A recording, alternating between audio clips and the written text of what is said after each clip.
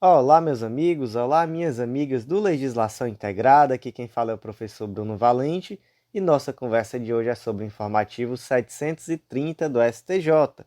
Antes de começar, fica aquele convite de sempre para você que vem sempre aqui, que nos escuta, mas que não segue o canal, que não ativou o sininho para ficar sabendo das notificações. Então, seja você que escuta através do Spotify, do Deezer, do Apple Podcasts, do Google Podcasts, ou por onde quer que você nos escute, ative esse sininho para ficar sabendo sempre que sai novidade e compartilha com os amigos também, ajuda a gente a crescer esse canal. Amigos, lembrando que o Spotify tem função de aceleração, então se você prefere ouvir um pouquinho mais rápido, opta aí pelo Spotify que você vai gostar. E o último convite para você que ainda não nos segue no Instagram, segue lá, @legislação_integrada, que eu tenho certeza que você também vai gostar muito do conteúdo que a gente traz lá no Instagram. E aí, meus amigos, vamos começar porque o que esse informativo tem de importante, ele tem de grande. E olha, é grande mesmo, e talvez até nem caiba em um só podcast. Então eu vou começando aqui, se eu ver que está ficando muito grande, eu vou até quebrar esse podcast em dois, mas vamos ver aqui o que vai acontecer. E o primeiro julgado do dia, que já é importante para dar com pau, aquele julgado que é importante para tudo, principalmente para quem advoga, que foi a tese de recurso repetitivo tema 1076, foi inserida lá no Código de Processo Civil, especificamente lá no artigo 85, parágrafo 8º. E essa tese vem para acabar com um dos grandes absurdos sofridos pela advocacia no dia a dia profissional. Vamos ver aqui como é que ficou. A fixação dos honorários por apreciação equitativa não é permitida quando os valores da condenação, da causa ou do proveito econômico da demanda forem elevados. Esses casos, que casos são esses? Os casos de valor proveito econômico elevado.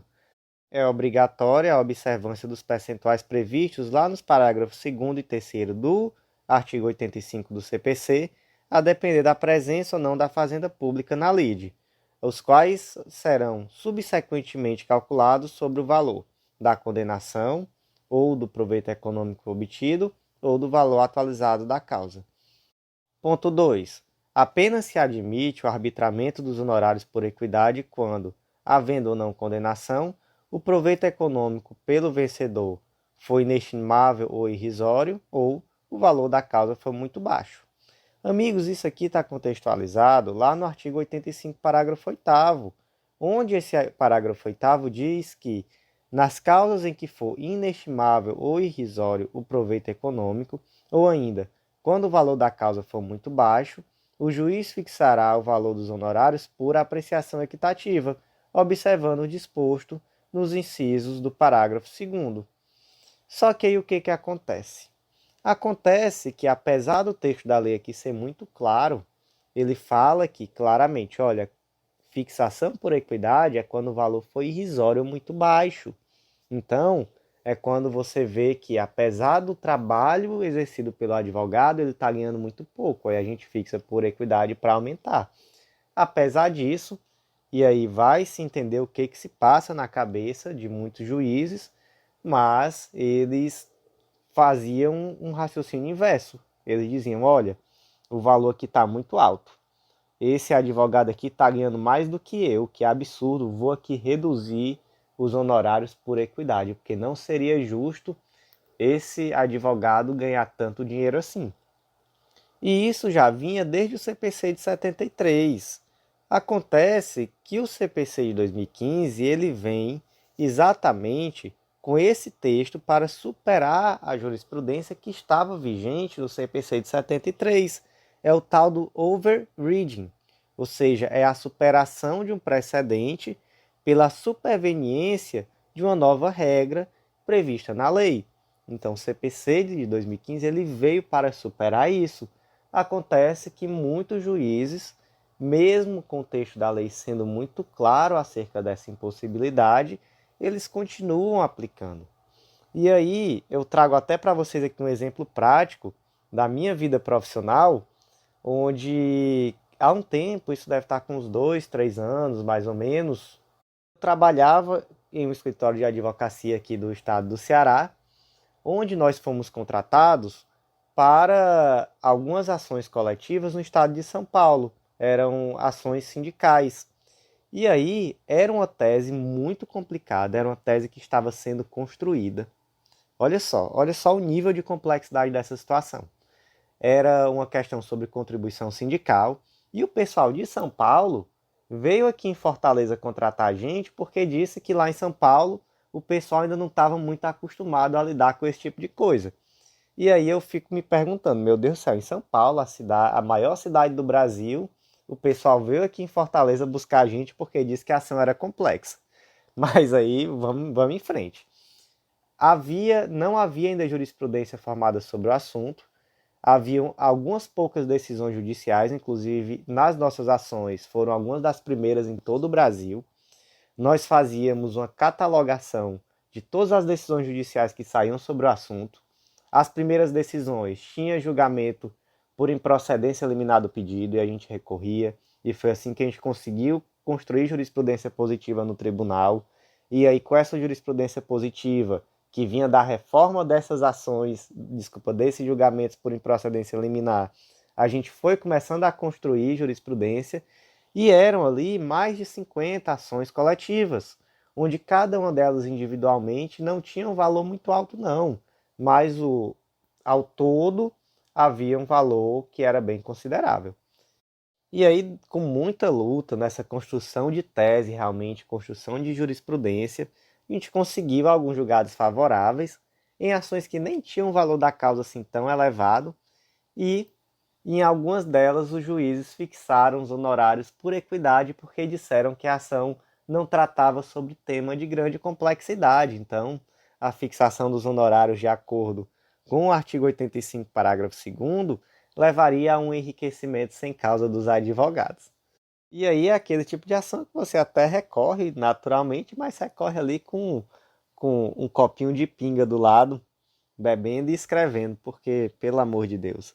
Mas enfim, essa é a realidade. Essa é a realidade do advogado hoje e é isso que acontece em muitos processos. Esse daí é um exemplo extremo, mas o dia a dia era isso. E aí essa tese ela vem para determinar que a essa fixação dos honorários por equidade deve ser exclusivamente como está na lei, apenas naqueles casos de proveito econômico inestimável e irrisório ou de valor da causa muito baixo, sendo que agora é rechaçado mais claramente do que nunca a possibilidade de fixação de honorários por equidade em virtude desses honorários serem elevados. E aí, meus amigos, só para fechar, aí o juiz pode dizer assim: ah, mas o advogado trabalhou muito pouco. Nesse caso aqui, não é justo que ele receba um honorário tão alto. Então, dentro dessa possibilidade, dentro dessa argumentação de que realmente o trabalho nesse caso não foi tão grande, o juiz ele pode fixar entre 10% e 20%, que é o que diz a lei, então ele fixa em 10%. Se for uma causa contra a fazenda pública, aí esses percentuais eles vão variar entre 1% e 20%. Então já existe o parâmetro na lei. Não tem isso de fixar por equidade, não. Então vamos em frente. O segundo julgado do dia foi inserido lá no artigo 223, parágrafo 2º do CPC, e o destaque dele ficou assim: o erro do sistema eletrônico do Tribunal de Origem na indicação do término do prazo recursal é apto a configurar justa causa para afastar a intempestividade do recurso. E aí, meus amigos, qual é o caso concreto aqui? Quando você tem uma ação lá no PJE especialmente, mas também em outros sistemas da justiça, lá na aba respectiva existem os prazos processuais. Então, normalmente ali já indica a data do início do prazo, o tempo de prazo e a data do final. Só que esses dados ali disponíveis, eles têm um caráter meramente informativo e eles não substituem a publicação oficial, ou enfim, não substituem a necessidade do advogado ter um controle de prazo com base nos parâmetros oficiais. E aí o que aconteceu aqui no caso concreto? O Joãozinho interpôs o recurso no último dia do prazo que estava lá no PJE. Acontece que a contagem do prazo ali estava equivocada, então, na verdade, ele interpôs o recurso intempestivamente.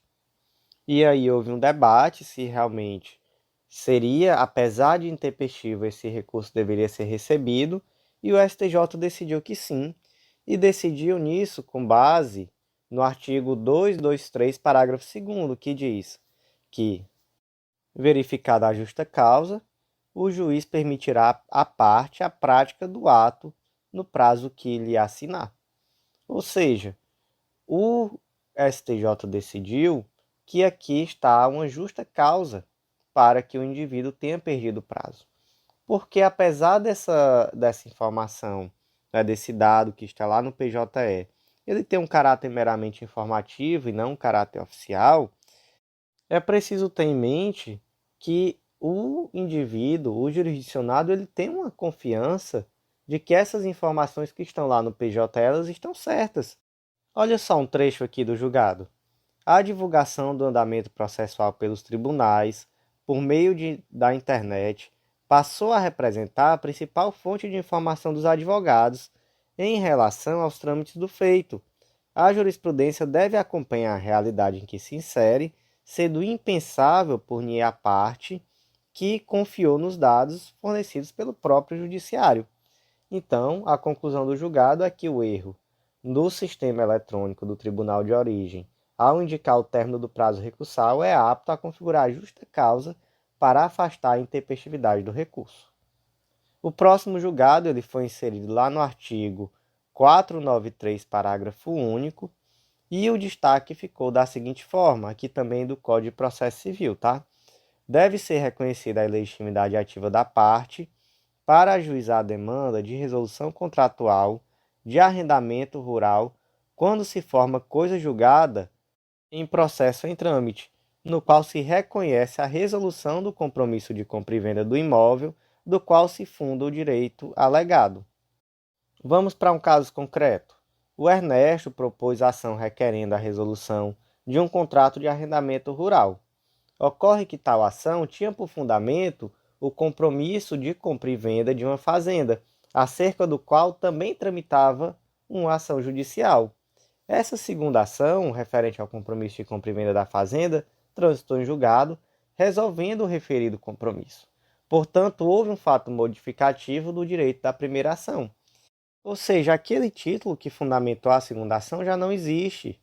Então, agora o Ernesto ele passou a ser parte legítima para propor a segunda ação, em virtude de um fato modificativo que ocorreu após a propositura da ação. Veja só o que diz a lei.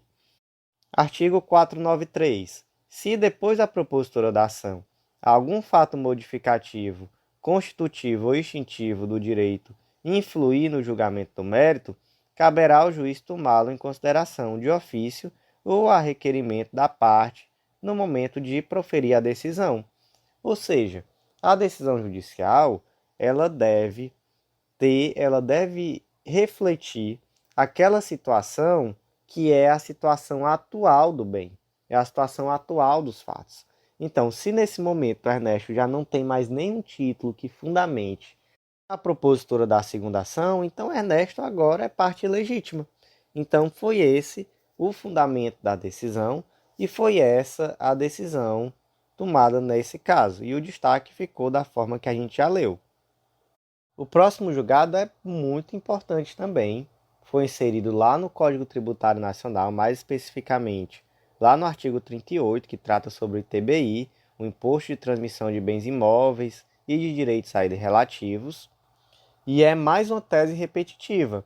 É o tema 1113 do STJ.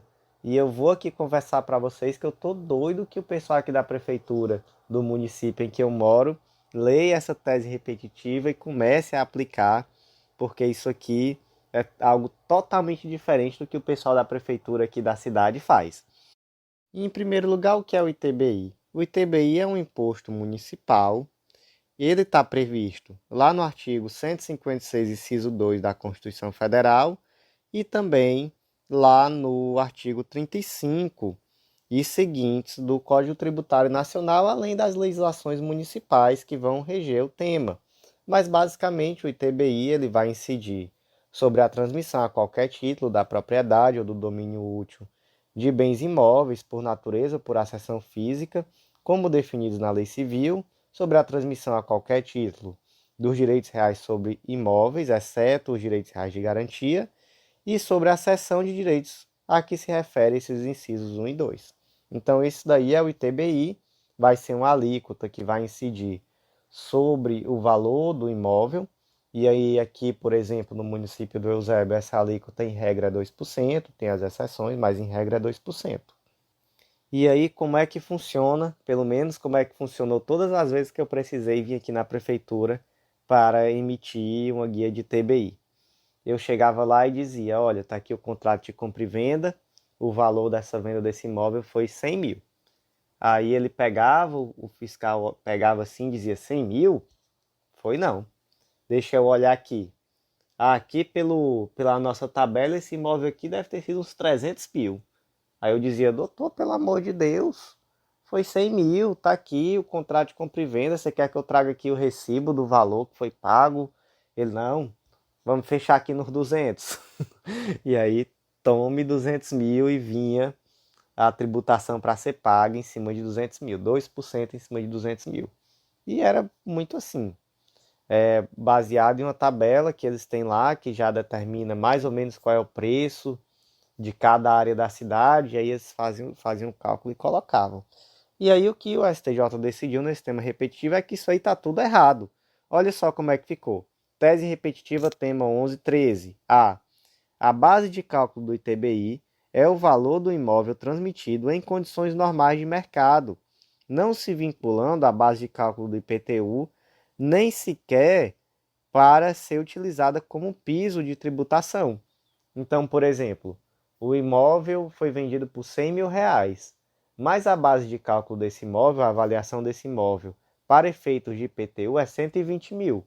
Aí o fiscal chega e diz, não, aqui então a gente vai colocar no mínimo 120 mil, porque nossa avaliação na prefeitura é 120 mil. Isso está certo? Não, isso não está certo. B. O valor da transação declarado pelo contribuinte goza da presunção de que é condizente com o valor de mercado, que somente pode ser afastada pelo fisco mediante a regular instauração de um processo administrativo próprio. Então, olha só, se eu chego lá e digo que o valor foi 100 mil, está lá no meu contrato, e o fiscal discorda, ele tem que instaurar um processo administrativo. E aí ele instala esse processo, e a partir desse processo ele vai ter que demonstrar realmente que eu estou ali de má fé, fraudando, dizendo o valor errado. Não pode ser esse leilão. E esse leilão é real, gente. Aconteceu comigo. Cheguei lá, tá aqui é 100 mil. O fiscal disse, não, isso aqui é 300. Eu, pelo amor de Deus, doutor, não faça isso comigo não. Não foi. Não, então vai ser 200. Enfim, claro que aqui eu estou esticando um pouco a diferença de valores, né? Mas realmente era algo significativo. E na prática, já via acontecer assim aqui em Eusébio, já via acontecer em outros municípios. E enfim, então isso daí totalmente errado. Se o fiscal, se o agente da prefeitura discorda daquele valor que você está levando, ele precisa abrir um procedimento administrativo. Se ele não fizer isso, o valor que você está declarando goza de presunção de que foi o valor vendido. E veja só, muitas vezes o indivíduo ele está precisando vender por alguma questão financeira, por alguma questão própria, ele pode vender abaixo do preço de mercado, ou mesmo no limite do preço de mercado, porque está precisando. E aí não faz sentido ele pagar um valor mais alto do que isso, porque existe uma tabela da prefeitura baseada, sei lá em que diz que ele vendeu por mais. C. O município não pode arbitrar previamente a base de cálculo do ITBI com respaldo em valor de referência por ele estabelecido unilateralmente.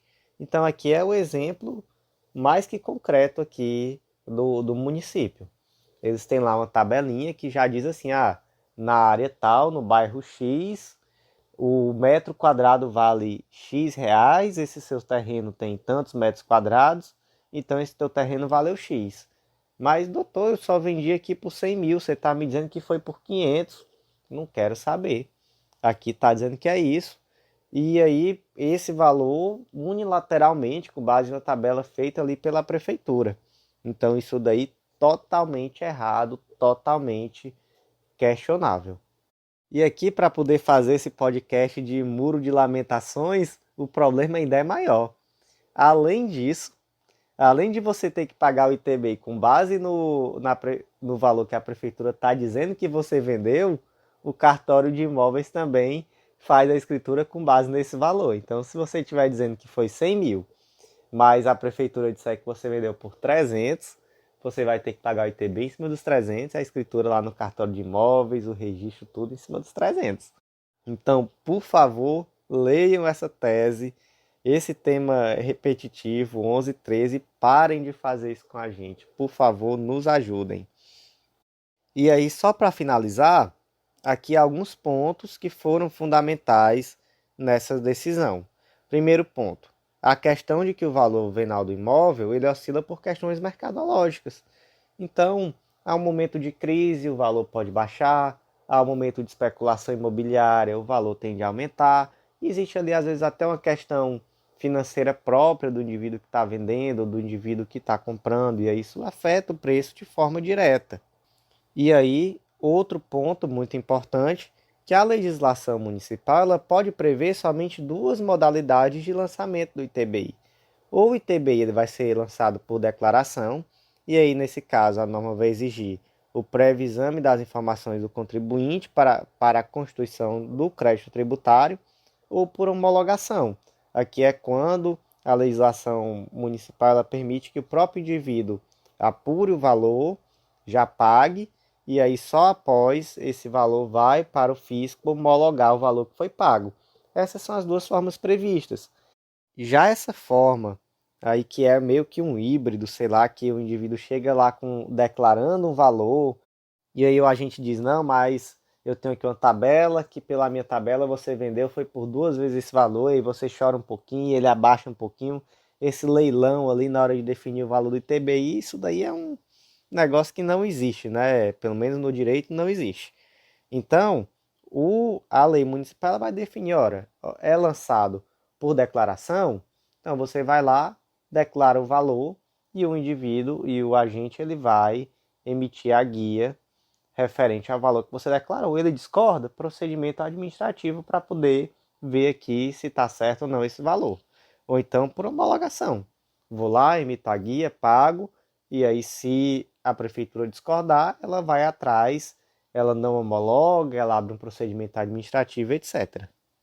O próximo julgado do dia foi inserido lá no artigo 15 da Lei 9656 de 98, que é a Lei dos Planos de Saúde.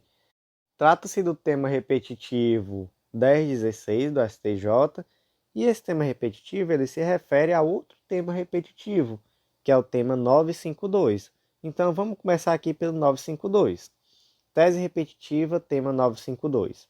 O reajuste de mensalidade do plano de saúde individual ou familiar fundado na mudança de faixa etária é válido desde que haja previsão contratual, sejam observadas as normas expedidas pelos órgãos governamentais regulamentadores e não sejam aplicados percentuais desarrazoados ou aleatórios que, concretamente e sem base atuarial idônea, onerem excessivamente o consumidor ou discriminem o idoso.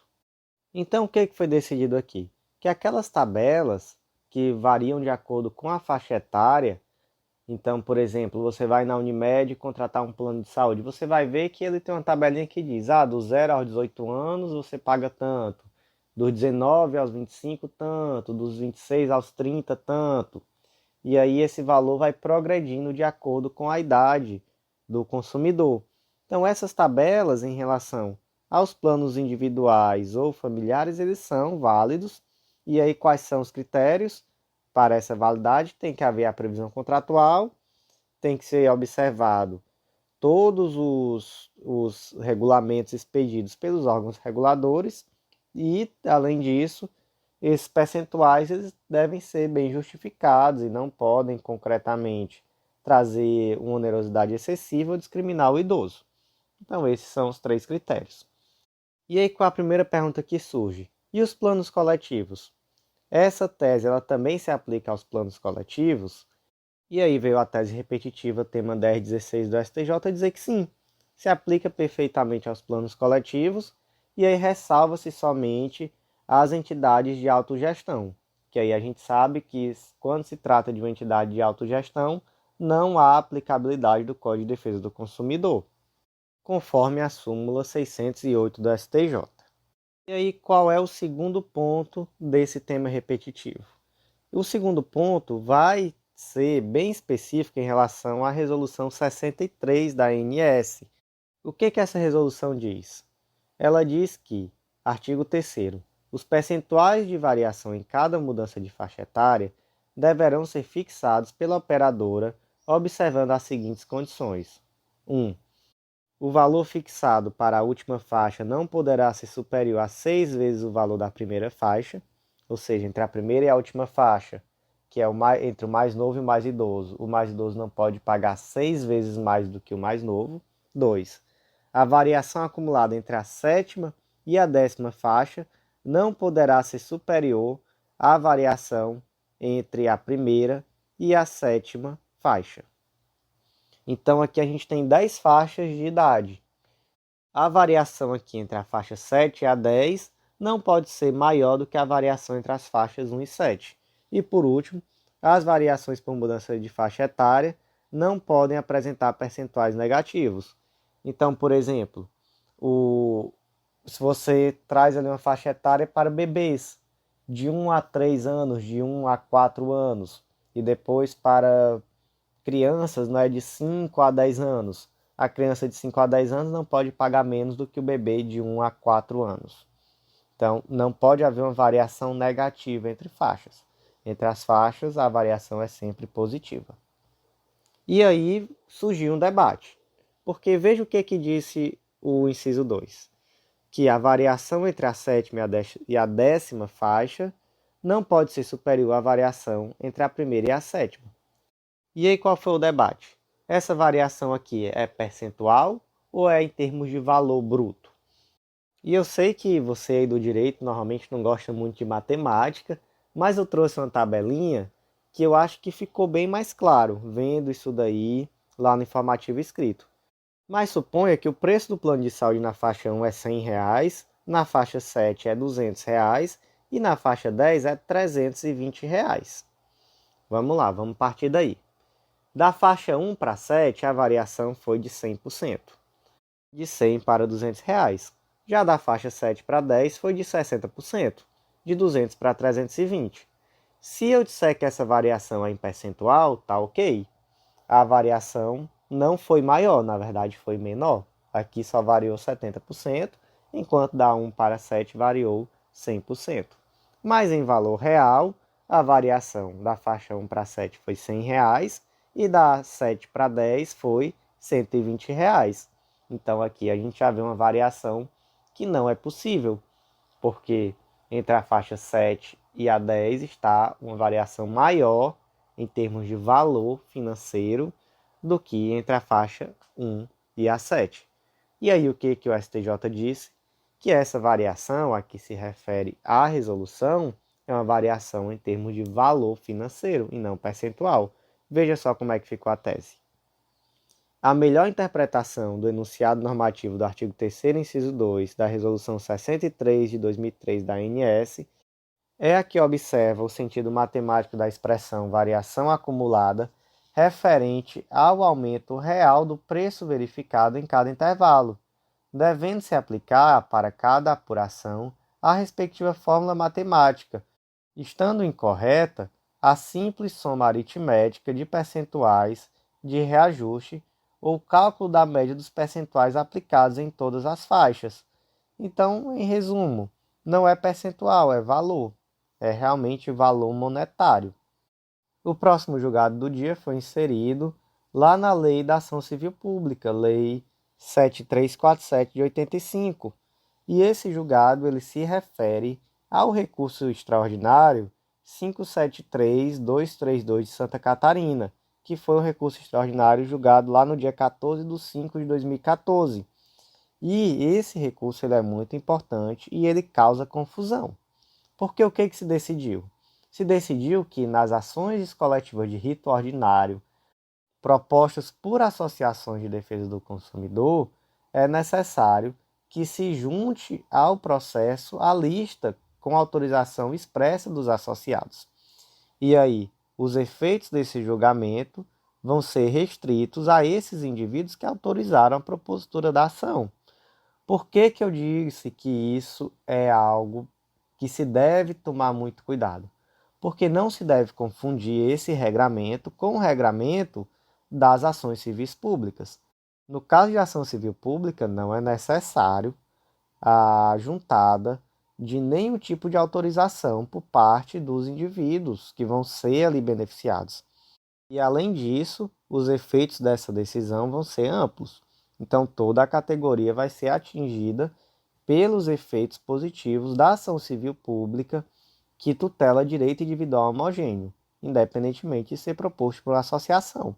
E aí, inclusive, essa foi uma decisão lá no informativo 720 do STJ, em que se decidiu que, no caso de ação civil pública proposta por associação, não é necessária a apresentação nominal do rol de filiados. Então, nesse caso, se faz aqui um distinguish. Se diz, olha, isso aqui foi decidido pelo STF no RE 533232 lá de Santa Catarina. Isso aqui se refere somente à ação coletiva de rito ordinário. Então, para a ação civil pública, não.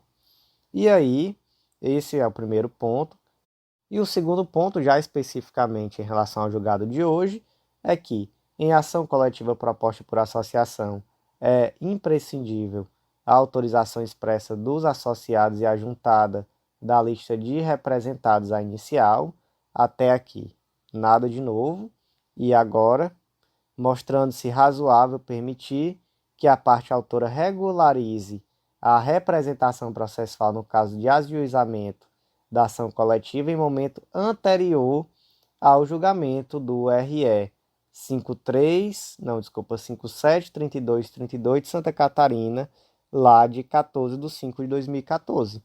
Então, o que se decidiu? Se reafirmou aquilo que foi decidido antes, mas se disse, olha, se essa ação coletiva de rito ordinário foi proposta antes do julgamento do RE de Santa Catarina, que foi lá em 2014, então vamos permitir que se regularize a representação processual com a juntada dessa lista de representados à inicial. O próximo julgado do dia também foi inserido lá na Lei 7347 de 85, que é a Lei da Ação Civil Pública, e o destaque ficou da seguinte forma: não se aplica às ações civis públicas propostas por associação e fundações privadas o princípio da primazia na condenação do réu, nas custas e nos honorários advocatícios. Vamos entender isso daqui, é um pouco confuso essa redação do destaque, mas o que se decidiu aqui? Vamos lá para o artigo 18 da Lei da ACP, o famoso artigo 18.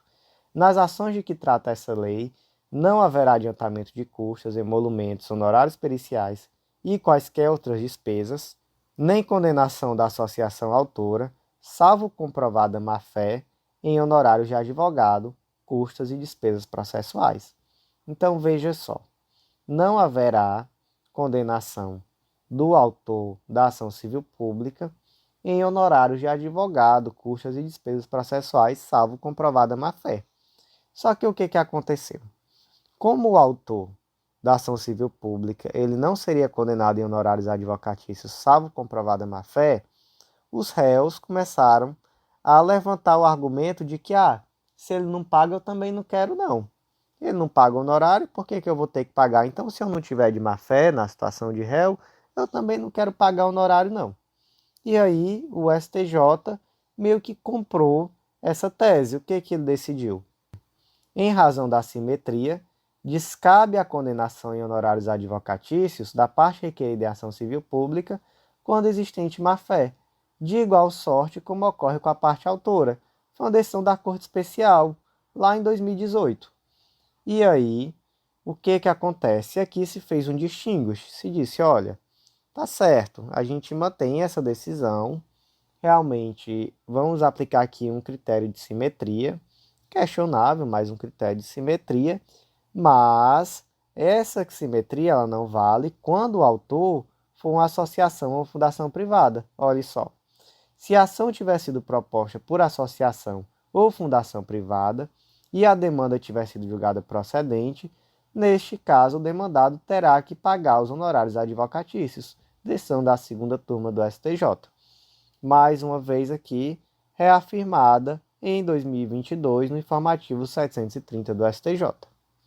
E aí, veja só o que constou aqui no julgado. Do contrário, estaria se barrando, de fato, um dos mais nobres objetivos da Lei 7347, qual seja, viabilizar o acesso à justiça para a sociedade civil organizada. Então, veja bem, atuar em processos judiciais é algo caro. Propor ações judiciais é caro. Propor ação civil pública é mais caro ainda. Se uma associação, se um sindicato, se uma fundação privada, etc., então, retirar essa condenação, ou melhor, essa possibilidade de condenação por honorários de sucumbência, quando esses entes ganham as ações, seria algo totalmente contraproducente que, na verdade, traria um obstáculo à sociedade civil organizada na propositura desse tipo de ação. O próximo julgado foi inserido lá na Lei 8.112 de 90, que é a Lei dos Agentes Públicos, e o destaque ficou assim: o período de residência médica exercido na regência da Lei 1711 de 52, que é o antigo Estatuto dos Funcionários Públicos Civis da União, deve ser considerado como tempo de aposentadoria, independentemente da forma de admissão, contanto que tenha sido remunerado pelos cofres públicos. Então, dentro desses contratos de residência médica exercidos antes de 1990, ainda na vigência da lei antiga, se o residente, o médico residente, era remunerado pelos cofres públicos, então ali ele vai ter direito a averbar esse tempo para fins de aposentadoria. Ponto final. Foi isso que foi decidido. Não importa qual era a natureza do vínculo, como é que se deu a admissão. Foi remunerado, é possível a averbação desse tempo. O próximo julgado ficou assim: a cláusula de eleição de foro, firmado entre a autora do dano e o segurado, não é oponível à seguradora subrogada em ação regressiva na qual pleiteia o ressarcimento do valor pago ao segurado. E aí, meus amigos, vamos entender isso aqui a partir de um caso concreto. Suponha que João e Pedro bateram o carro, né, um no carro do outro, naturalmente, e esse acidente aconteceu na cidade de Eusébio, aqui na região metropolitana de Fortaleza. Acontece que eles chegaram ali no acordo de que haveria uma cláusula de eleição de foro lá na cidade de Fortaleza, caso eles tivessem alguma discórdia sobre a questão do responsável, do valor a ser pago em virtude do acidente. E aí, o Pedro, ele tinha um seguro, e por conta disso ele assinou o seguro e o seguro consertou o carro dele. Acontece que o seguro, quando ele conserta o carro do Pedro, ele se subroga nos direitos de Pedro e ele pode ir atrás de reaver seu prejuízo. Veja só, artigo 786. Paga a indenização, o segurador subroga-se nos limites do respectivo valor nos direitos e ações que competirem ao segurado contra o autor do dano. Então ele pode perfeitamente propor-lhe uma ação contra João para requerer esses valores que ele gastou no conserto do carro de Pedro.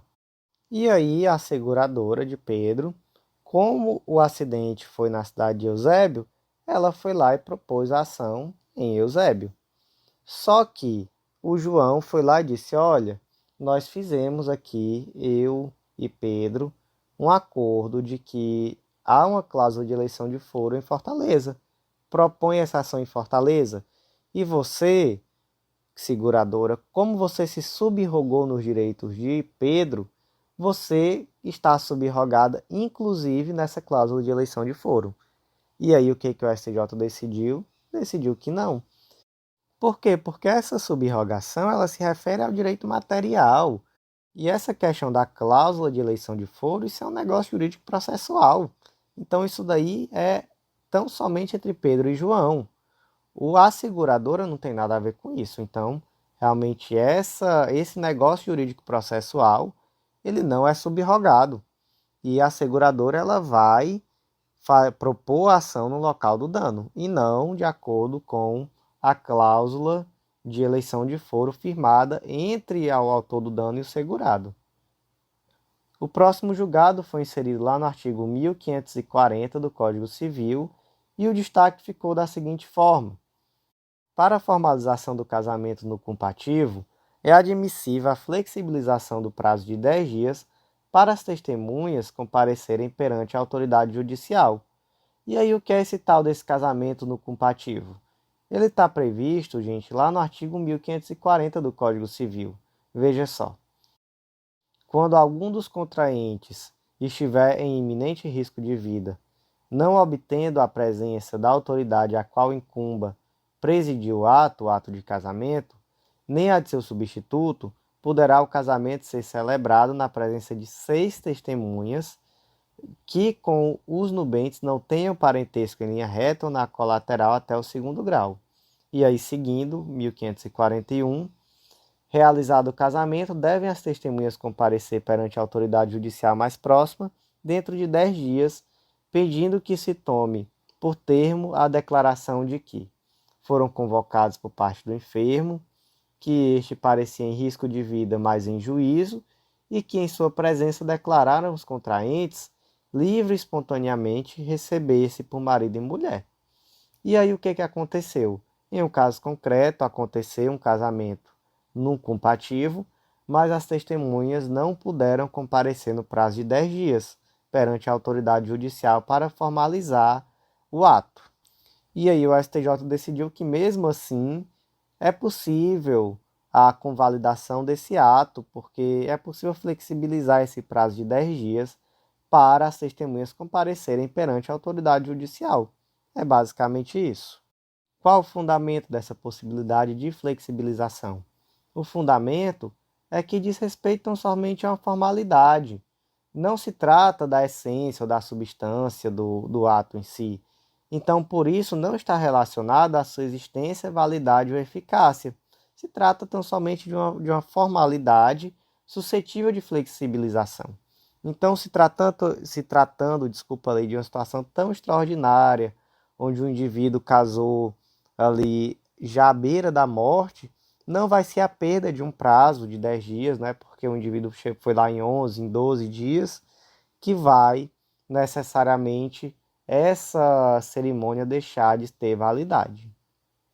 O próximo julgado foi inserido lá no artigo 58 da Lei 11.101 de 2005, que é a Lei de Falência e Recuperação Judicial. E o destaque ficou da seguinte forma: cumpridos os requisitos do artigo 58 da Lei 11.101 de 2005, é cabível a homologação do plano de recuperação judicial. Como é que funciona aqui a recuperação judicial de uma forma bem síntese? O indivíduo ele vai apresentar o plano de recuperação e aí esse plano de recuperação vai para a Assembleia Geral de Credores, que vai votar o plano de recuperação. Se ele for aprovado, a recuperação segue; se for negado, ela é convolada em falência. Qual é o detalhe? O artigo 58, parágrafo 1º, ele diz que o juiz poderá conceder a recuperação com base no plano que não obteve a aprovação na forma do artigo 45 dessa lei, desde que na mesma Assembleia ele tenha obtido de forma cumulativa o voto favorável de credores que representem mais da metade do valor dos créditos presentes à Assembleia, independentemente das classes, a aprovação de 3 das classes dos credores, ou, caso haja somente 3 classes com credores, a aprovação de pelo menos 2 classes, ou caso haja somente 2 classes com votantes, a aprovação de pelo menos uma delas, sempre nos termos do artigo 45 dessa lei. E, na classe que houver rejeitado, o voto favorável de pelo menos 1/3 dos credores computados na forma dos parágrafos 1º e 2º do artigo 45 dessa lei. Então, veja bem, aqui é uma situação onde, mesmo que o plano de recuperação judicial tenha sido negado pela maioria dos credores, mesmo assim o juiz vai poder homologar esse plano. E aí esses são os requisitos. Tem que, na classe em que foi rejeitado, ter tido voto favorável de pelo menos 1/3 dos credores, a aprovação, e aí se tem 3 classes, pelo menos em 2, se tem 2 classes, pelo menos em 1. E aí também tem que ver se, dentre os valores dentre os créditos em geral presentes na Assembleia, mais da metade votaram a favor, independentemente das classes, porque a gente sabe que a aprovação ela é feita dentro de cada grupo, né? Então tem, por exemplo, o grupo dos credores trabalhistas, dos credores quirografários e etc. Então aqui você vai ver a universalidade e ver se dentro dessa universalidade deu mais de 50%. Nesses casos aqui, é possível a homologação do plano de recuperação judicial, mesmo que não tenha sido homologado de acordo com as regras do artigo 45. E aí o que se decidiu aqui? Que, cumpridos esses requisitos do artigo 58, deve ser homologado o plano de recuperação, independentemente de alguma discussão sobre algum ponto específico ou outro. Cumpriu esses requisitos, deve ser homologado. O próximo julgado ele está inserido também na Lei de Falências e mais especificamente lá no artigo 82A, parágrafo único, que trata sobre desconsideração da personalidade jurídica. Veja só o que o artigo diz. É vedada a extensão da falência ou de seus efeitos no todo ou em parte aos sócios de responsabilidade limitada, aos controladores e aos administradores da sociedade limitada, admitida, contudo, a desconsideração da personalidade jurídica. Parágrafo único. A desconsideração da personalidade jurídica da sociedade falida para fins de responsabilização de terceiros, grupos, sócio ou administrador por obrigação desta, somente pode ser decretada pelo juízo falimentar com observância do artigo 50 do Código Civil, dos artigos 133 a 137 do Código de Processo Civil, não aplicada a suspensão de que trata o artigo 134, parágrafo 3º do Código de Processo Civil. E aqui, como é que ficou o destaque? Ficou que é possível a desconsideração da personalidade jurídica incidentalmente no processo falimentar, independentemente de ação própria, verificada a fraude e a confusão patrimonial entre a falida e outras empresas. Ou seja, dentro do próprio processo de falência é possível discutir essa desconsideração da personalidade jurídica, conforme está previsto aqui no artigo 82A. Não é necessário que se proponha uma ação própria simplesmente para discutir a desconsideração da personalidade jurídica. Basicamente foi isso que foi decidido. Qual é o fundamento? O fundamento é que esse tipo de pedido de desconsideração da personalidade jurídica, ele não vai estar fundamentado na discussão da validade do negócio jurídico, e sim tão somente da eficácia de tais negócios. Então é possível perfeitamente essa discussão dentro dos autos da ação de falência.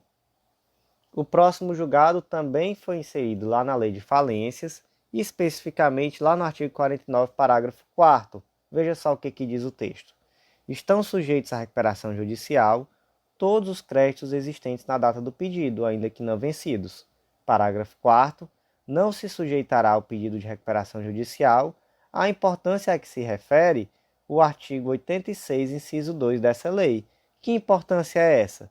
É a importância entregue ao devedor em moeda corrente nacional decorrente de contrato de adiantamento de câmbio para exportação, na forma do artigo 75 da Lei 4728, desde que o prazo total da operação, inclusive eventuais prorrogações, não exceda o previsto nas normas específicas da autoridade competente.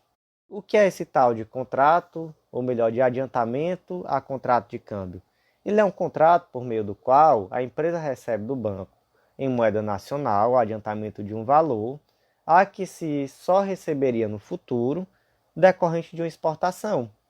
Isso se dá porque muitas vezes as operações de exportação demoram a encerrar e o comprador ele precisa desse valor a ser pago no momento do recebimento. E aí esse contrato tem duas finalidades. Primeiro, adiantar o recebimento de valores e segundo, garantir a taxa de câmbio do dia. E aí o banco, por sua vez, além de receber o principal, recebe também os valores acessórios, como multas, juros, taxas, que são os encargos derivados do contrato. Então esse é o tal do adiantamento a contrato de câmbio. Esse valor decorrente de adiantamento a contrato de câmbio, ele entra na recuperação judicial? Não, ele não entra. ele é um crédito extraconcursal. E esses valores acessórios, então, por exemplo, as multas, os juros, as taxas, eles entram? Sim, eles entram. Eles entram na recuperação judicial como crédito concursal. E aí, qual é a dúvida? Como não entra na recuperação judicial, é possível propor uma ação específica requerendo a devolução desses valores? Não. A devolução desses valores ela deve ser feita na forma lá do artigo 86, inciso 2 da Lei 11.101, que é através do pedido de restituição. Então, lá na recuperação judicial, você pede a restituição dos valores. Já aqueles encargos derivados, então, por exemplo, as taxas, a multa, os juros, isso daí já entra na recuperação normal e aí vai ter que habilitar como crédito concursal. O próximo julgado de hoje foi inserido lá no artigo 187 do Código Civil, que diz que também comete ato ilícito o titular de um direito que, ao exercê-lo, excede manifestamente os limites impostos pelo seu fim econômico ou social, pela boa-fé ou pelos bons costumes. O que é isso aqui? Isso aqui é o excesso de direito. Como é que ficou o destaque do julgado? Ficou da seguinte forma: o excesso no exercício do direito de informar é capaz de gerar dano moral ao denunciado quando o membro do Ministério Público comete abusos ao divulgar na mídia o oferecimento da denúncia criminal. E aí, qual foi o caso concreto? O caso concreto foi aquele famoso caso do PowerPoint do Deltan Dallagnol, que ele fez o PowerPoint, lá para quem não se lembra, eu até coloquei esse PowerPoint no material escrito, que ele colocou várias bolinhas com setas para o Lula no meio do PowerPoint, e aí, dentre o que estava escrito nessas bolinhas, tinha, por exemplo, propinocracia, mensalão, José Disseu, vértice comum, poder de decisão, enriquecimento ilícito, enfim, um monte de coisa, petrolão, maior beneficiado, um monte de coisa ali que no final das contas não tinha ali muita relação e apontando para o Lula. E assim, não foi tão somente a questão do PowerPoint, né? Na verdade, ali foi. É porque realmente o PowerPoint foi algo meio tosco, né? Foi algo que foi feito, que chamou muita atenção, virou até piada na época. E na época não, né? Até hoje é piada. Mas foi todo o agir midiático que foi feito naquele momento, onde o procurador de justiça deu essa entrevista com ampla cobertura da mídia, mais parecendo com uma palestra, na verdade, onde ele trouxe ali um monte de adjetivações atécnicas, conforme a própria nomenclatura utilizada no acórdão, com claro objetivo de moldar a opinião pública no sentido de já fazer um pré-julgamento de que o réu, no caso ali o ex-presidente Lula, era culpado. E aí, de fato, essa palestra, ela teve, porque eu digo palestra porque foi basicamente isso mesmo, foi uma grande apresentação, teve uma ampla cobertura da mídia, e aí ali já se fez todo um teatro trazendo a culpa do ex-presidente Lula. E aí o que o STJ decidiu? Decidiu que o procurador ele até poderia sim dar uma entrevista, trazer ali detalhes técnicos sobre o processo em si. Só que o que se esperava do procurador de justiça nessas circunstâncias era exatamente informar, e informar de forma técnica, falar sobre o processo tecnicamente, sem nenhuma conotação no sentido de querer moldar a opinião pública para o lado A ou para o lado B. E o que se viu na prática foi algo diferente. O que se viu na prática ali foi uma utilização de vários termos atécnicos. Então, o procurador já começava conceituando termos como propinocracia, governabilidade corrompida, dizendo que ali, por exemplo, Lula era o maior beneficiado, assim, de uma forma vaga, trazendo ali, por exemplo, Lula era o vértice comum, situações que eram vagas, que não estavam contextualizadas tecnicamente e que, segundo a decisão do STJ, foi um excesso do direito de informar. Ele poderia informar? Ele poderia, ele até deveria informar. Seria muito bom trazer para a população a análise técnica daquilo que estava acontecendo, mas não dessa forma. Realmente, dessa forma, se entendeu que houve ali um excesso e houve, então, uma condenação do procurador ao pagamento de danos morais ao ex-presidente Lula. O próximo julgado do dia ele foi inserido lá na Lei 4591 de 64, que é a Lei dos Condomínios em Edificação e das Incorporações Imobiliárias. O destaque desse julgado ficou assim: nos contratos firmados na vigência da Lei 13786 de 2018, é indevida a intervenção judicial para vedar o abatimento das despesas de corretagem, desde que esteja especificado no contrato, inclusive no quadro resumo. E qual foi a grande novidade dessa Lei 13786 de 2018? Foi a inclusão do artigo 67A. Veja só o que ele diz. Em caso de desfazimento do contrato celebrado exclusivamente com o incorporador, mediante distrato ou resolução por inadimplemento absoluto da obrigação do adquirente, este fará jus à restituição das quantias que houver pago diretamente ao incorporador, atualizadas com base no índice contratual estabelecido para a correção monetária das parcelas do preço do imóvel, delas deduzidas cumulativamente: 1.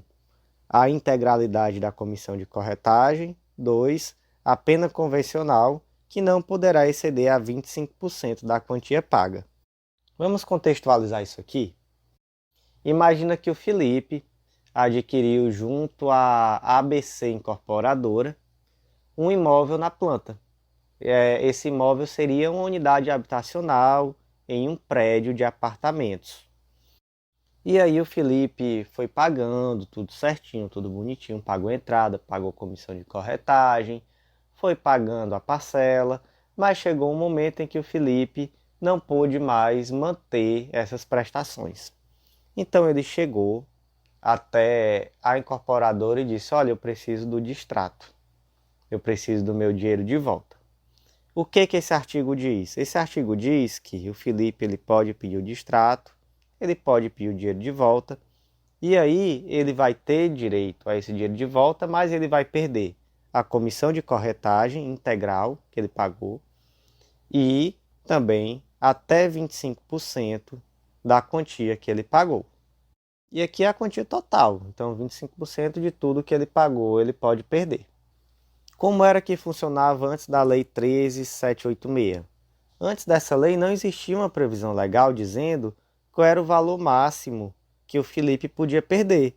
E aí a jurisprudência era oscilante, ela ia de 10% a 25% mais ou menos. E aí essa lei ela veio ali trazer uma segurança jurídica, até trouxe um percentual elevado, esse percentual pode ser até maior em alguns casos, mas enfim, trouxe ali uma segurança jurídica e está previsto dessa forma. Qual é o detalhe? O detalhe é que além dos 25%, esse indivíduo perde também a comissão de corretagem. Então aquela comissão que foi paga ao corretor, ela vai ter que ser devolvida integralmente. Qual foi o problema aqui? O problema foi que no contrato não ficou discriminado de forma expressa quanto é que foi pago em termos de comissão de corretagem. E aí, no momento que o Felipe foi lá e desfez, pediu o distrato, a incorporadora disse: olha, você já pagou R$105 mil, desses 105, 5 mil foi comissão de corretagem, você perdeu integral, e aí dos 100 mil que foi de prestação, você vai perder 25 mil e eu vou devolver 75 mil. E aí o Felipe disse: não, aqui no contrato não tem dizendo que esses 5 mil foi comissão de corretagem. Aí a incorporadora disse: não, mas está aqui, ó, tenho até o recibo que eu paguei aqui pro corretor, tá tudo aqui, ó. Recibo pro corretor, tá dizendo que é referente ao seu apartamento, etc. E aí ficou esse problema, chegou até o STJ. E o STJ disse: olha, o Felipe tem razão. O Felipe tem razão porque você até poderia sim cobrar de volta 100% da comissão de corretagem, mas isso precisaria estar expresso no contrato. E no contrato também deveria estar dizendo certinho qual valor foi pago a título de comissão de corretagem. E aí o Felipe disse, olha, eu sei que eu estou certo e eu quero receber em dobro. Por quê? Porque houve aí uma cobrança indevida. E aí ele se baseou no dispositivo do Código de Defesa do Consumidor que permite a devolução em dobro dos valores cobrados indevidamente. E aí o STJ disse, calma Felipe, também não. Porque não houve aqui uma má-fé. Porque por lei, de fato, a incorporadora poderia lhe cobrar esse valor da comissão de corretagem. O problema aqui é que houve uma má formulação do contrato, o formato foi mal escrito. E aí eu não posso disso supor que houve uma má-fé. Realmente eu acredito aqui que a incorporadora ela agiu de boa fé, mas ela agiu equivocadamente. Então ela vai lhe devolver o valor que ela lhe cobrou, mas esse valor vai ser devolvido de forma simples. Então foi isso que foi decidido no julgado. O próximo julgado do dia foi inserido lá na Lei 12.965 de 2014, que é o Marco Civil da Internet. E o destaque ficou da seguinte forma: não é possível a quebra de sigilo de dados informáticos estáticos, que são aqui, nesse caso concreto, os registros de geolocalização, nos casos em que haja a possibilidade de violação da intimidade e da vida privada das pessoas, não diretamente relacionadas à investigação criminal. E aí, meus amigos, o primeiro ponto é que aqui a gente está falando de quebra de sigilo de dados informáticos estáticos, o que é bem diferente de uma interceptação telefônica, por exemplo, que existe ali uma interceptação dinâmica de comunicações.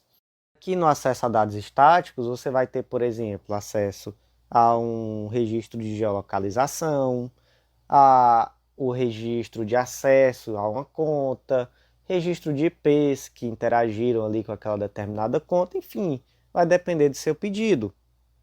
Mas é algo bem menos gravoso do que você ter ali um agente da Polícia Federal com um fonezinho de ouvido escutando as ligações que você faz. Isso daí você nem compara. Então, como é algo bem menos gravoso, também os requisitos são menos gravosos, são requisitos um pouco mais simples. Então, olha só, os artigos 22 e 23 do Marco Civil da Internet não exigem a indicação de qualquer elemento de individualização pessoal na ordem judicial. Assim, para que o magistrado possa requisitar dados pessoais armazenados por provedor de serviços de internet, mostra-se satisfatória a indicação dos seguintes elementos previstos na lei: a. Indícios da ocorrência do ato ilícito, b. Justificativa da utilidade da requisição e c. Período ao qual se referem os registros. Então, não é necessário ali um grande arcabouço probatório para fundamentar esse tipo de pedido. Basta o quê? Indícios da ocorrência de ilícito, justificativa da utilidade e o período. E aí, em uma outra decisão, por exemplo, o STJ ele trouxe ali 3 requisitos também, ou melhor, 3 critérios de proporcionalidade. Quais foram? A adequação ou idoneidade dos meios empregados para se atingir o resultado. Então, aqui é o mesmo tópico B lá, né, a justificativa da utilidade. A necessidade ou proibição do excesso para avaliar a existência ou não de outra solução menos gravosa ao direito fundamental em foco. E a proporcionalidade em sentido estrito, para aferir a proporcionalidade dos meios empregados para o atingimento dos fins almejados. Ou seja, nada mais do que o princípio da proporcionalidade sobre aquele viés de necessidade, adequação e proporcionalidade em sentido estrito. E aí você pode perguntar: existe a necessidade da ordem judicial especificar de forma expressa quem são as pessoas investigadas? E aí a resposta é não. A ordem dirigida a provedor cuja relação é regida pelo Marco Civil da Internet não prevê, dentre os requisitos que estabelecem para a quebra de sigilo, que a decisão judicial especifique previamente as pessoas objeto da investigação ou que a prova da infração ou da autoria possa ser realizada facilmente por outros meios. Então, olhe só, não é necessário que a ordem judicial diga especificamente quem é o autor, não é necessário uma prova, ou melhor, uma demonstração contundente de que haviam outros meios, assim uma necessidade de demonstração de proporcionalidade da medida, mas não de que seria possível por outros meios conseguir. Mas também, como eu disse, é necessário uma proporcionalidade. E aí, quando foi que o STJ entendeu que houve uma desproporcionalidade? Nesse caso concreto em que a quebra do sigilo ela estava afetando, inclusive, a intimidade de outras pessoas que não tinham nada a ver. Então, olha só o que o STJ disse. Não é possível a quebra de sigilo de dados informáticos estáticos, aqui no caso eram registros de geolocalização, nos casos em que haja a possibilidade de violação da intimidade e vida de pessoas não diretamente relacionadas à investigação criminal. Ou seja, nesse caso concreto aqui, era desproporcional e fugia daquilo que era razoável ao expor pessoas que não tinham nada a ver com aquele crime que estava sendo investigado. O próximo julgado foi inserido lá na Lei 11.343 de 2006, que é a Lei de Drogas, especificamente lá no artigo 35, que trata sobre a associação para o tráfico. O que o artigo 35 diz? Associarem-se duas ou mais pessoas para o fim de praticar, reiteradamente ou não, qualquer dos crimes previstos no artigo 33 caput, parágrafo 1º e 34 desta lei. Pena, reclusão de 3 a 10 anos e pagamento de 700 a 1.200 dias multa. Parágrafo único. Nas mesmas penas do caput desse artigo incorre quem se associa para a prática reiterada do crime definido no artigo 36 desta lei. E aí, meus amigos, eu questiono, quais são os requisitos do crime de associação para o tráfico? O STJ já decidiu que é necessário demonstrar a existência de dolo de associar-se com estabilidade e permanência. Veja só, para a configuração do delito de associação para o tráfico, é necessário o dolo de se associar com estabilidade e permanência, sendo a união de duas ou mais pessoas, sem o ânimos associativo, não se subsume ao tipo do artigo 35. Trata-se, portanto, de um delito de concurso necessário. E aí o que aconteceu? Vamos aqui para um caso concreto. O Tício foi acusado do crime de tráfico de drogas e do crime de associação para o tráfico. Veio toda a instrução processual e durante essa instrução processual se chegou à conclusão de que ali existia sim estabilidade e permanência para a consecução do crime de tráfico de drogas. E aí, como é que se consegue demonstrar isso? É necessária instrução probatória, né? Não dá para você demonstrar estabilidade e permanência sem uma instrução probatória nesse sentido. Só que aí o Tício impetrou um habeas corpus pedindo a modificação do julgado. Ele foi condenado pelo crime de associação para o tráfico e ele disse, olha, essa condenação aqui não faz sentido, porque não existe a estabilidade e a permanência. Então eu aqui não cometi crime de associação para o tráfico. E aí o STJ disse que é possível esse tipo de discussão em habeas corpus? Não, não é possível, veja só. Demonstradas pela instância de origem a estabilidade e a permanência do crime de associação para o tráfico de drogas, inviável o revolvimento probatório em sede de habeas corpus visando a modificação do julgado. Por que não é possível? Porque é necessário uma dilação probatória e não dá para trazer esse tipo de dilação probatória no habeas corpus. Então, se realmente, aqui já até fugindo um pouquinho do julgado, mas já partindo daquilo que se decide em outros casos em termos de habeas corpus, se realmente existisse ali um erro crasso, uma decisão totalmente desprendida daquilo que está nos autos, até poderia ser concedido o habeas corpus até de ofício. Mas aqui a gente está falando de uma situação concreta em que houve um arcabouço probatório e o Tício entrou com habeas corpus, impetrou um habeas corpus querendo rever aquilo que foi decidido. E aí não é possível, porque seria necessário uma dilação probatória e esse tipo de dilação probatória não é cabível no âmbito de habeas corpus. O próximo julgado do dia fala sobre reconhecimento de pessoas. Foi inserido lá no Código de Processo Penal, artigo 226. E aí, meus amigos, ele parte exatamente daquela decisão lá da sexta turma do STJ, que foi o HC 598886, que a gente já conversou sobre essa decisão de uma forma bem ampla lá no informativo 1045 do STF. A gente tem um podcast. Caso você queira ouvir, lá a gente fez uma análise até histórica de como é que se deu essa mudança de orientação por parte do STJ, posteriormente do STF. Primeiro foi a sexta turma, depois a quinta turma do STJ foi no mesmo sentido, depois o STF também modificou seu entendimento, no sentido de que o artigo 226, que trata sobre reconhecimento de pessoas, ele não traz uma mera recomendação, e sim um procedimento obrigatório a ser seguido. E aí esse entendimento, a gente vai ler aqui esse julgado e posteriormente a gente vai ler o que se decidiu aqui no informativo 730. Veja só, a sexta turma do STJ, em mudança de posição, decidiu com o entendimento de que o artigo 226 do CPP não é uma mera recomendação, mas um imperativo legal. A decisão foi nos seguintes termos: 1. Um reconhecimento de pessoas deve observar o procedimento previsto no artigo 226 do Código de Processo Penal, cujas formalidades constituem garantia mínima para quem se encontra na condição de suspeito na prática de um crime. 2.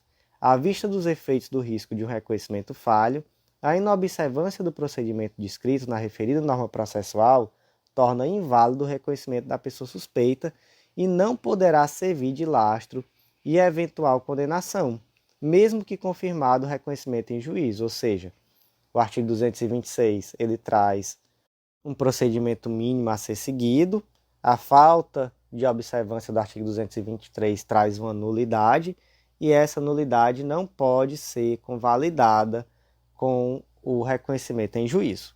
3.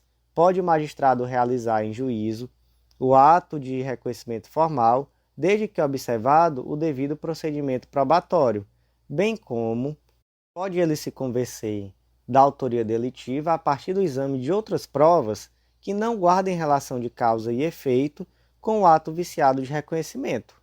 Ou seja, esse ato de reconhecimento formal pode ser feito em juízo e o juiz também, caso o eventual reconhecimento seja nulo, ele até pode condenar, mas aí tem que ter outras provas nos autos que não tenham relação com essa prova viciada. E ponto 4, e aqui esse ponto é o que vai requerer a maior atenção, o reconhecimento do suspeito por mera exibição de fotografia, ao reconhecer, a par de dever seguir o mesmo procedimento do reconhecimento pessoal, há de ser visto como etapa antecedente a eventual reconhecimento pessoal e, portanto, não pode servir como prova em ação penal, ainda que confirmada em juízo. Então, meus amigos, o ponto aqui é o seguinte: o reconhecimento por fotografia ele até pode existir, mas ele deve existir também seguindo aquela normatização do artigo 226. Então, devem ser tomados todos os cuidados para evitar um falso reconhecimento e deve ser tão somente uma etapa antecedente. Então, após essa primeira etapa, é necessário que se prossiga com o reconhecimento na forma do artigo 226. E aí, meus amigos, o que o STJ decidiu aqui no informativo 730? Ele realizou, na verdade, um pequeno ajuste nessa conclusão número 4.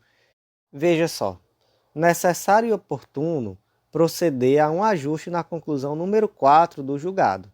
Não se deve considerar propriamente o reconhecimento fotográfico como uma etapa antecedente a eventual reconhecimento pessoal, mas apenas como uma possibilidade de, entre outras diligências investigatórias, apurar a autoria delitiva. Não é necessariamente a prova a ser inicialmente buscada, mas, se for produzida, deve vir amplamente amparada em outros elementos de convicção para habilitar o exercício da ação penal. Ou seja, aqui realmente se quis tão somente desfazer algum suposto mal-entendido, de que, na verdade, o reconhecimento por fotografia ele não é uma etapa obrigatória, como etapa anterior ao reconhecimento pessoal. É tão somente uma possibilidade. Então, ela continua sendo possível, que não se disse que não é mais possível, continua sendo, mas com todos os cuidados necessários. E veja bem esse final. Não é necessariamente uma prova a ser inicialmente buscada, mas, se produzida, deve vir a parada de outros elementos de convicção para habilitar o exercício da ação penal. Então, por si só, o reconhecimento fotográfico não faz nada. Ele tem que vir ali com outros elementos de convicção. E, naturalmente, isso daí, caso aconteça, vai ser uma primeira etapa. Posteriormente, é necessário seguir todo aquele procedimento do artigo 226. E aí, meus amigos, também muito cuidado, porque mesmo o reconhecimento fotográfico, ele vai ter que seguir, dentro daquilo que for compatível, o artigo 226 do Código de Processo Penal, porque senão você já pode enviesar o próprio reconhecimento. E aí, a partir do momento que você permite a criação de uma falsa memória, que você traz o enviesamento desse reconhecimento, já se torna ali um prejuízo muito difícil de ser superado. O próximo julgado do dia ele se fundamenta em uma situação que tem sido bem recorrente em informativos do STJ. O destaque dele ficou da seguinte forma: ele está inserido no Código de Processo Penal, no artigo 303. O destaque ficou assim: a violação de domicílio com base no comportamento suspeito do acusado, que empreendeu fuga ao ver a viatura policial, não autoriza a dispensa de investigações prévias ou do mandado judicial para a entrada dos agentes públicos na residência. Esse julgado aqui ele é bem semelhante aos que saíram lá no informativo 666 e 623 do STJ. E eu não consigo pensar nele sem lembrar do Cris. O Cris daquele Todo Mundo Odeia o Cris. Naquelas cenas em que passa ali, tá o Cris andando, aí alguém aponta, policial, foi ele. Aí o Cris mola, como a gente fala aqui no Ceará, corre. E aí a polícia eventualmente vai lá e pega o Cris. Então imagina aqui que o perigo para quem não lembra lá no Todo Mundo Odeia o Cris, é aquele vendedor de muamba, mas aqui vamos imaginar que o perigo é traficante de drogas. E aí o perigo vê a polícia chegando, ele já corre. Corre, entra em casa, fecha a porta e já era. E aí o que a polícia faz? A polícia segue ele até em casa e entra na residência.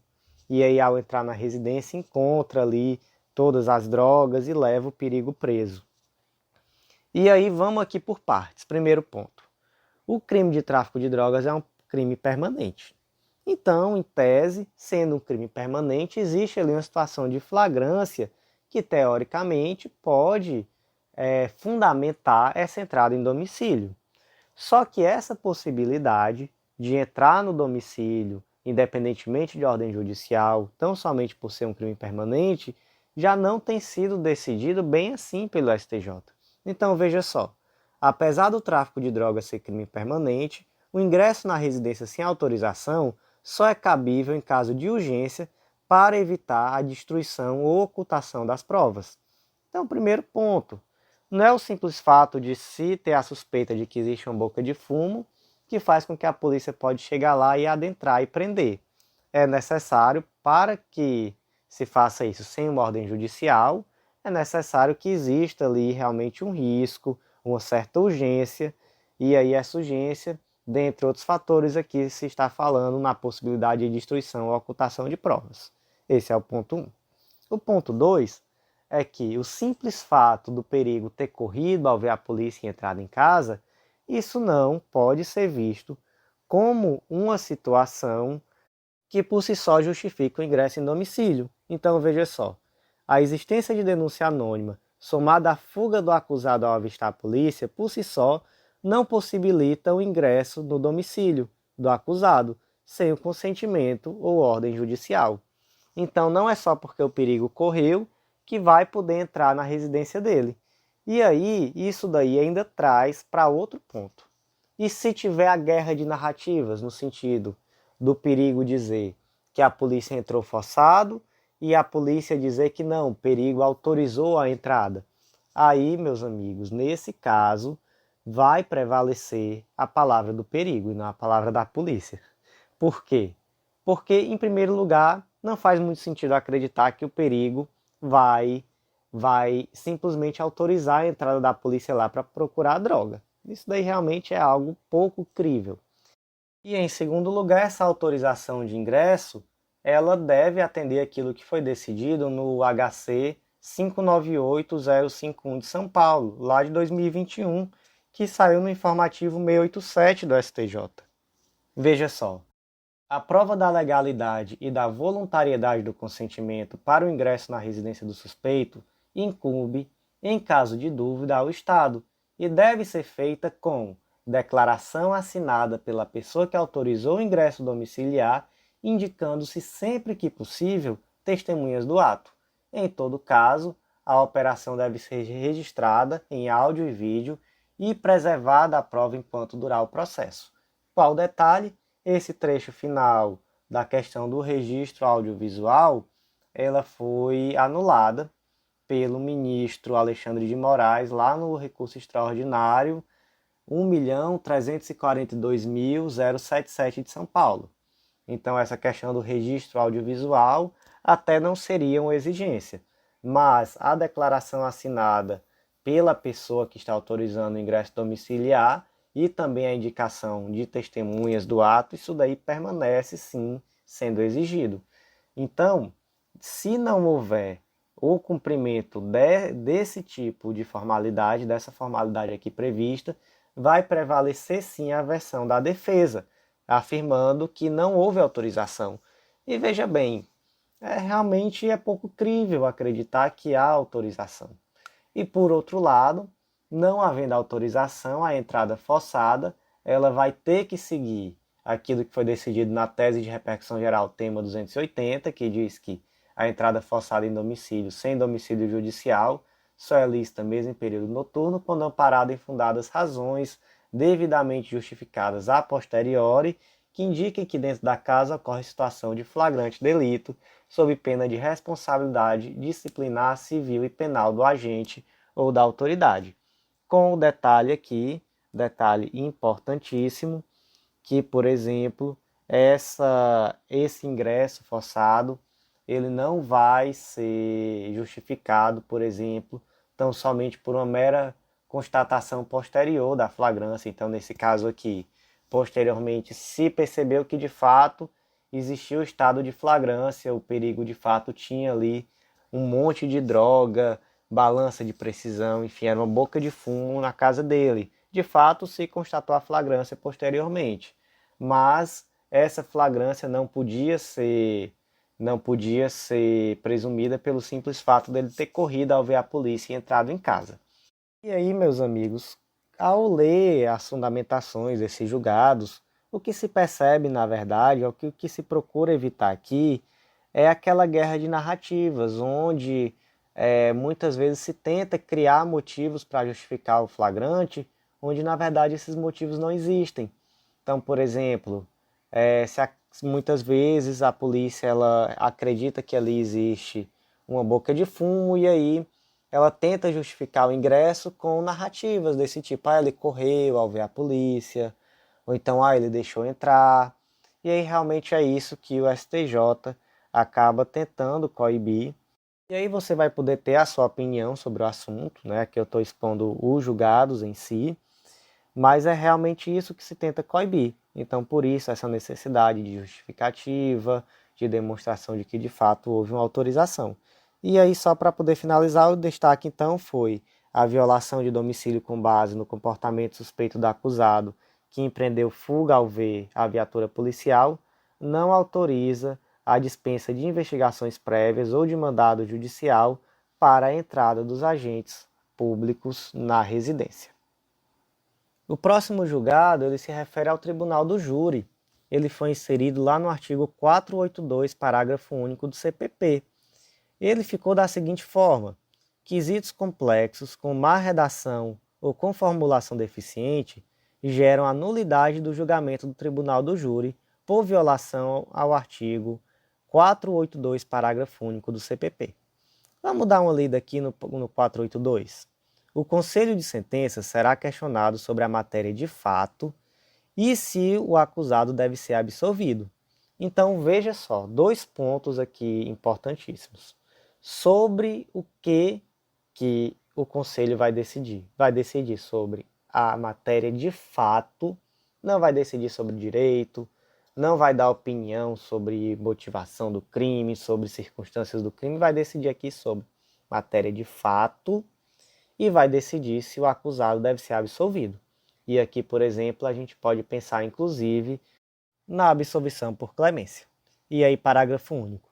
Os quesitos serão redigidos de forma afirmativa, simples e distintiva, de modo que cada um deles possa ser respondido com suficiente clareza e necessária precisão.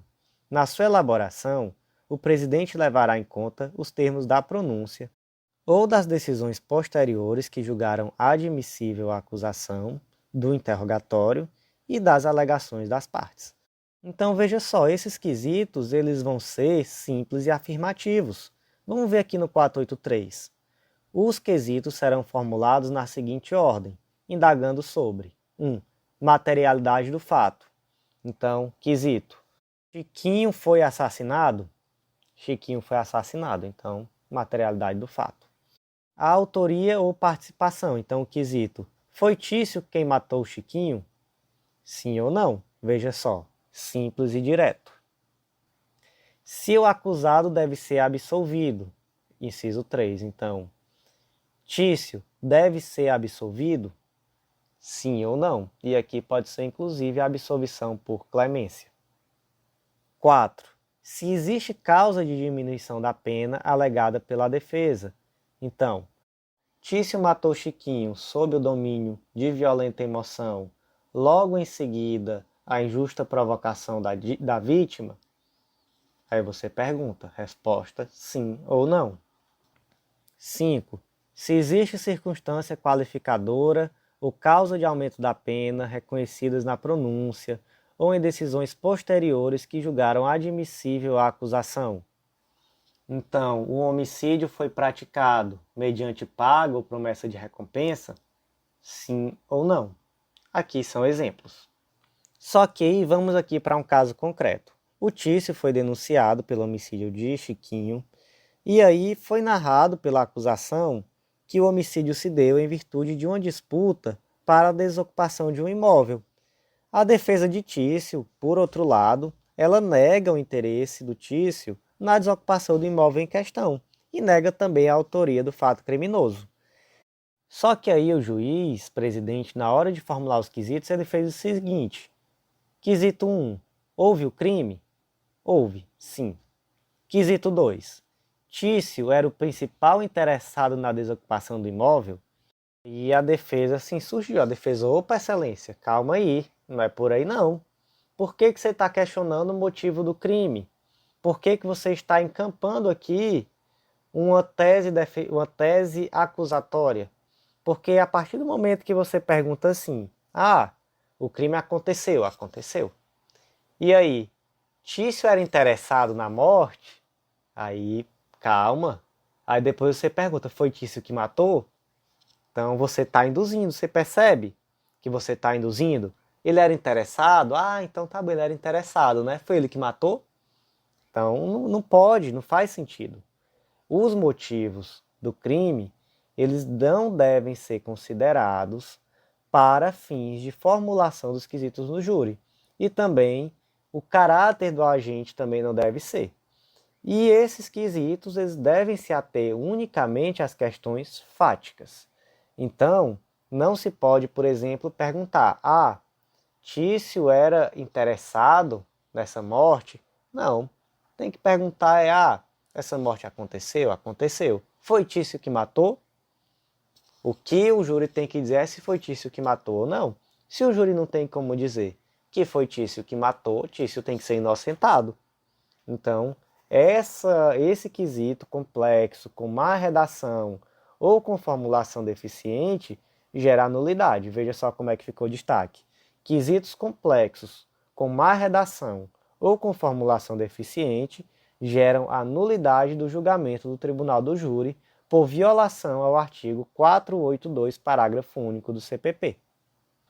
O próximo julgado do dia, ele foi inserido lá no Código de Processo Penal, mais especificamente lá no artigo 492, inciso 1, a linha E. E é um tema que já foi bem discutido pela gente lá na edição número 185 do Jurisprudência em Teses, foi a tese 10, bem semelhante ao que foi decidido aqui pelo STJ agora. Então, se você quiser aprofundar, eu já recomendo aí essa edição do nosso podcast. E aí o primeiro ponto, ao tratar sobre a execução provisória da pena, que é aquela execução que acontece antes do trânsito em julgado, tão somente, segundo era defendido, após a condenação em segunda instância. E aí se tinha uma decisão, na verdade, uma jurisprudência, no sentido de que bastaria uma condenação em segunda instância para o início efetivo do cumprimento da pena. Isso já simplificando todo o processo que aconteceu nesse sentido.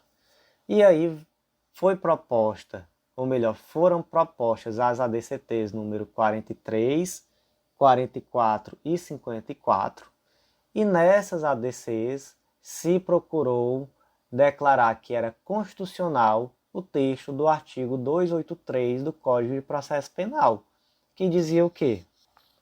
Ninguém será preso senão em flagrante delito ou por ordem escrita e fundamentada da autoridade judiciária competente em virtude de sentença condenatória transitada em julgado ou no curso da investigação ou do processo em virtude de prisão temporária preventiva.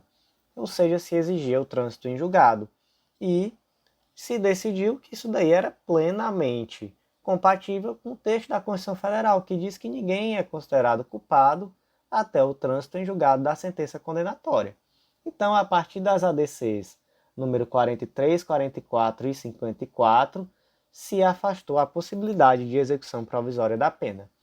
E aí veio a Lei 13964, apelidada aí de pacote anticrime, e manteve essa necessidade de trânsito em julgado para a execução da pena. Então, mais uma vez, a nova lei ela manteve a necessidade de trânsito em julgado e afastou a execução provisória da pena. Excelente.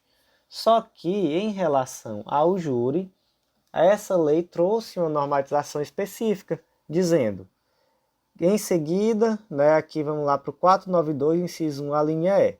Em seguida, o presidente proferirá a sentença que, em caso de condenação, mandará o acusado recolher-se ou recomendá-lo à prisão em que se encontra, se presentes os requisitos da prisão preventiva ou, no caso de condenação a pena igual ou superior a 15 anos de reclusão, determinará a execução provisória das penas com a expedição de mandado de prisão, se for o caso, sem prejuízo do conhecimento dos recursos que vierem a ser interpostos.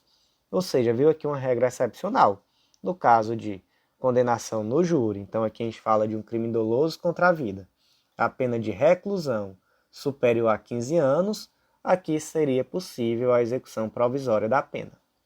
E aí você me pergunta, professor, isso daí é constitucional? E aí eu lhe digo, não sei. Está lá para ser julgado o tema de repercussão geral número 1068 do STF. Esse tema de repercussão geral, ele vai definir se é possível ou não a execução provisória da pena nesse caso. Mas o que a gente tem por hora? Por hora a gente tem decisões da segunda turma do STF dizendo que não é possível. Então não é possível a execução provisória da pena, mesmo em casos de condenação pelo tribunal do júri. E a gente tem decisões da primeira turma do STF dizendo que é possível, mas decisões anteriores às ADCs 43, 44 e 54. Então essas decisões aqui da primeira turma já realmente não podem ser levadas em consideração. E o STJ? O STJ ele tem decidido pela impossibilidade de cumprimento provisório da pena nesse sentido, pelo menos enquanto o STF está discutindo a constitucionalidade do Instituto. Então veja só como é que ficou o destaque desse julgado. Pendente de julgamento no STF o tema 1068, em que se discute a constitucionalidade do artigo 492, inciso 1 do CPP, deve ser reafirmado o entendimento do STJ de impossibilidade de execução provisória da pena, mesmo no caso de condenação pelo tribunal do júri com reprimenda igual ou superior a 15 anos de reclusão. Então, Enquanto o STF não decidiu o tema 1068, o STJ vai ficar com aquilo que já foi decidido em outros momentos, que inclusive saiu no Jurisprudência em Tese, a tese 10 da edição número 185, de que não é possível a execução provisória da pena nem nesse caso. Após a decisão do STF, aí o STJ volta a se manifestar adequando seu entendimento, caso o STF entenda diferente. E o próximo julgado do dia foi inserido lá na Lei 9613 de 98, que é a Lei de Lavagem de Dinheiro, e o destaque desse julgado ficou assim: inexistindo a demonstração de mínimo vínculo entre o acusado e o imputado, impossibilitado está o exercício do contraditório e da ampla defesa. Então aqui se deferiu a ordem de habeas corpus com base nesse fundamento. E aí vamos aqui para um caso concreto adaptado. O Tício é irmão do Mévio e o Tício cometeu um crime de estelionato. E aí ele pegou esse dinheiro e ele procurou dissimular a origem desse dinheiro.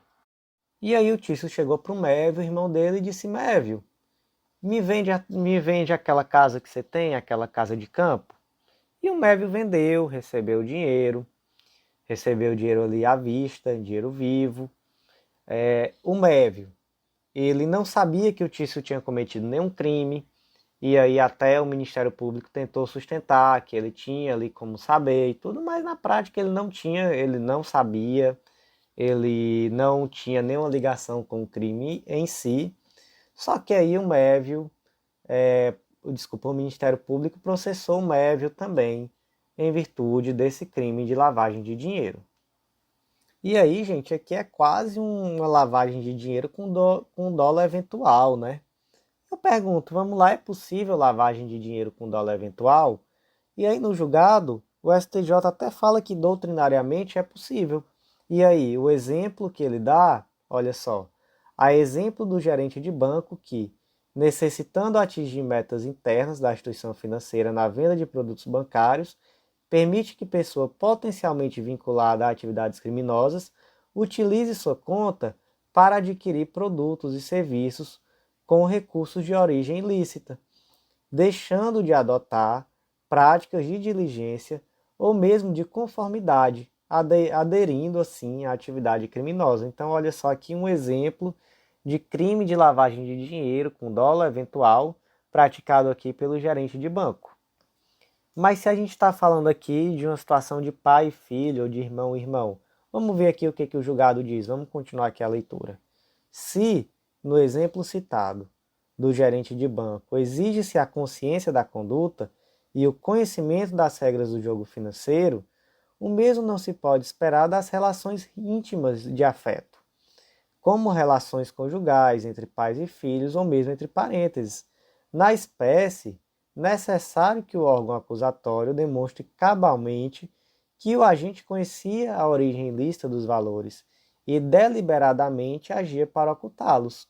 Então, se no caso ali do gerente de banco, se esperava que ele soubesse das regras do sistema financeiro como um todo, se esperava que ele ficasse atento a perceber realmente que aquela atividade parecia ali um pouco estranha, que levantaria uma suspeita de que se estaria procurando ocultar dinheiro proveniente de crime, o mesmo não se pode esperar aqui em uma relação de irmão, irmã, de pai e filho. Então, aqui nesse caso concreto, é necessário demonstrar sim que o irmão, o Mévio, ele sabia da origem ilícita do bem, e que ele estava sim com dolo de ocultar. Se não for demonstrado isso, fica inclusive até difícil para o Mévio se defender. Então, por isso que foi concedido o habeas corpus, veja só. Inexistindo a demonstração do vínculo mínimo entre acusado e o delito a ele imputado, impossibilitado está o exercício do contraditório e da ampla defesa. Meus lindos, tivemos mais 4 decisões. Essas 4 decisões, elas não foram adicionadas ao material, às leis, quer dizer, desculpa, elas estão sim no informativo escrito, mas elas não foram adicionadas às leis integradas, por serem decisões muito específicas referentes a leis estaduais. e aqui bem específicas realmente não fazia muito sentido. Então, caso vocês queiram se aprofundar em relação a essas leis, a esses julgados, desculpa, basta vocês acessarem o informativo escrito. Então, por hoje foi isso, um informativo bem grande, com muito julgado importante, mas também bem grande. Espero que vocês tenham tido a resiliência e a força de ouvir até o final. E para você que ouviu até o final, fica esse convite para você vir fazer parte do nosso clube de membros, o Clube da Lei.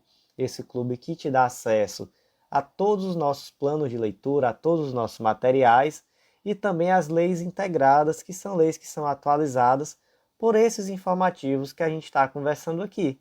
Então, toda semana tem versão nova dessas leis lá na plataforma do Clube da Lei, onde você vai conseguir estudar por um material extremamente atualizado a lei seca e a jurisprudência de uma forma bem contextualizada, fugindo daquele decoreba, daquela coisa chata de estudar a lei seca, pura e simples.